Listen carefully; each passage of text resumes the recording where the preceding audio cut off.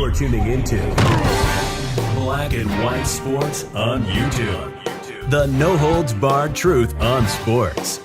The main event starts now. Black and White Network supporters, make sure you check out the Black and White Network merchandise store. Link in the description. Use promo code USA First, all one word. USA First, all one word. 25% off now. I'm back. Rudrance for our Black and White Sports 2. We're going to talk about Matt Araiza again. Or Araiza. Potato, tomato. However you want to say it. Of course, he's the Bills punter that has since been released by the Bills, who has a big old fat civil lawsuit on him right now for an alleged heinous-ass crime involving a minor. It is a federal lawsuit, by the way. Somebody asked in the comment section earlier. I mentioned that. It was just part of the story that I went over earlier, and it was thrown into the story as almost a side note. But it is a federal lawsuit. 17 years old. We got a minor here. And there's still criminal investigation ongoing here. And so... But in typical NFL fashion, nothing makes any sense. Everything is all over the place. The Bills release Araiza, the punter. Browns give Deshaun Watson $230 million fully guaranteed. That right there shows you when it comes to the NFL, don't get confused. There's no moral and value set whatsoever. It's all about what can you do. The lawyer of the victim, alleged victim, in the lawsuit, and I will be cleaning this up a bit for YouTube, against ex-Bills punter, RIPS the team following player's release. In case you're wondering, guys, this lawyer, he tried to talk to the Bills, and I don't think it went real well, and I don't think it reflected real well on the Bills either. The lawyer for the woman who accused former Buffalo Bills punter Matt Araiza and two other college football players, that's going to be San Diego State, of bad acts against her will. Yeah, I'm still trying to clean it up. Her at a party last year slammed the team following the player's release. The Bills released Araiza 2 days after the lawsuit came to light. They've known about the lawsuit since July. According to Los Angeles Times, a lawsuit in San Diego Superior Court accuses Araiza of having sex with a minor outside of a home and later bringing her to an off-campus party where she was repeatedly abused against her will. The alleged victim, who was in high school at the time, said she was in and out of consciousness but can recall the moments where the men repeatedly assaulted her.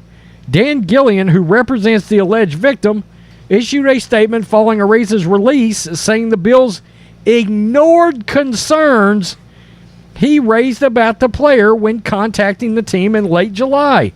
Quote, the Buffalo Bills had no choice but to cut their young punter after they so badly botching their response to our claim. They ignored us as though what I warned them could happen be avoided if they kept their heads in the sand. This is what enablers do, Gillian said in a statement to the Buffalo News. My client's life forever scarred in October 2021, but she handled herself with grace and dignity. Not once did she express to me a desire to hurt her assaulters out of revenge or hatred. She never asked for a pound of flesh. Her only ask was that the kind of justice that might save other women from the hell she just experienced. Gillian added his client was not after money, but also criticized Araiza's lawyer, Kerry Armstrong, for suggesting it was. The release came less than a week after the Bills cleared the way to make Araiza their starting punter. The team was aware of an ongoing investigation. Buffalo general manager Brandon Beane said the team was not aware of the allegations made against Araiza at the time they selected him in the sixth round of the draft in May. He said had they known, they wouldn't have selected him. By the way, the story I did earlier was that there were teams around the league that knew pre-draft, or at least they knew something was really wrong around that punter. There was 2 punters taken before him. Talent-wise, he was considered the best punter in the draft. The last 48 hours have been very difficult for a lot of people. It's been tough, and we sympathize with this whole situation. All parties involved, this young woman, what she went through, being said in a news conference. But at this time, we just think it's best move for everyone to move on from Matt and let him take care of this situation and focus on that. So we're going to part ways there. Bills coach Sean McDermott said he was, quote, hurt. It's not easy to hear about some of the things that I've heard about over the last several hours. I haven't slept a lot, to be honest with you. Araiza only comments since the lawsuit came to light on Friday. The facts of the incident are not what they are portrayed in the lawsuit or in the press. I look forward to quickly setting the record straight. Armstrong defended his client in a statement to the Associated Press. Quote, I am sure he is very upset and disappointed that his career with the Bills ended, not because he played poorly, but because of false allegations leveled against him by a young lady and her lawyer. I hope he is back in the NFL soon. Being said, it was unclear who first informed the team of the investigation into Araiza's alleged wrongdoings. When questioned about not contacting Gilliam for more information, he said the team's attorney, Catherine D'Angelo, quote, had heard what he had to say, and that's when we began our process. We're not perfect, but I can tell you we just tried to do what was right, Bean said. In our heart of hearts, I can lay my head down at night knowing that I've tried to do what's right. And I don't know that I would have thrown that last line in there. A police investigation is ongoing. The result of the investigation are in the hands of the district attorney. There's no timeline as to when a decision will be made on whether or not to press charges. So he is fully under investigation.